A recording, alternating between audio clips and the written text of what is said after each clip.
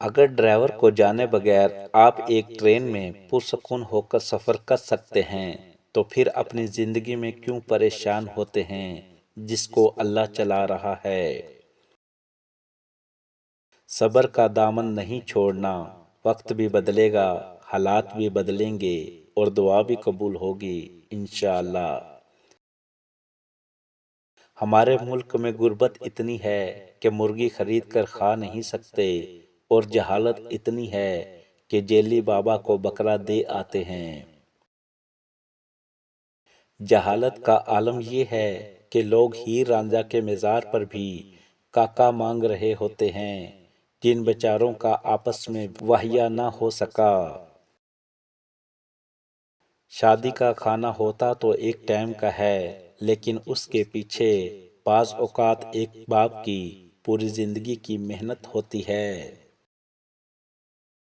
پاکستانیوں کا مزاج ایسا ہے کہ میڈیکل ٹیسٹ رپورٹ ٹھیک آنے پر الحمدللہ کہنے کے بجائے کہتے ہیں ایویں ہی پیسے ضائع کیتے نہیں۔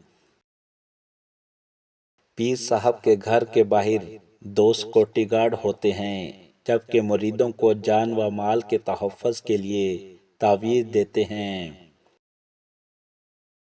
دودھ والا دودھ میں پانی ملانے کے بعد بچا ہوا پانی زمین پر بیٹھ کر پینے لگا۔ پوچھا گیا کہ یہ کیا ہے تو بولا بیٹھ کر پینا سنت ہے۔ بندوں کا رب کہتا ہے نکاح کرو رزق میں اضافہ زیادہ ہوگا۔ رب کے بندے کہتے ہیں پہلے رزق جمع کرو پھر نکاح کرو۔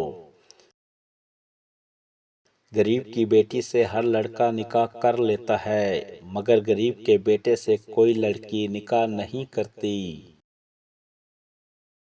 اپنے بڑے بھائی کی قدر کیا کرو، کیونکہ وہ وقت آنے پر ایک ذمہ دار باپ اور بہترین دوست بن جاتا ہے۔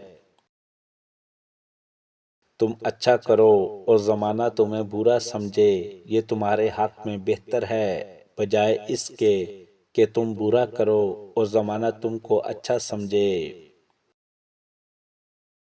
ٹھکانہ قبر ہے کچھ تو عبادت کر اقبال، روایت ہے کہ خالی ہاتھ کسی کے گھر جایا نہیں کرتے۔ اگر جوتی لٹکانے سے آپ کی گاڑی حادثے سے بچ سکتی ہے تو آپ کی زندگی گاڑی سے زیادہ قیمتی ہے، ایک جوتی گلے میں بھی لٹکا لیا کریں۔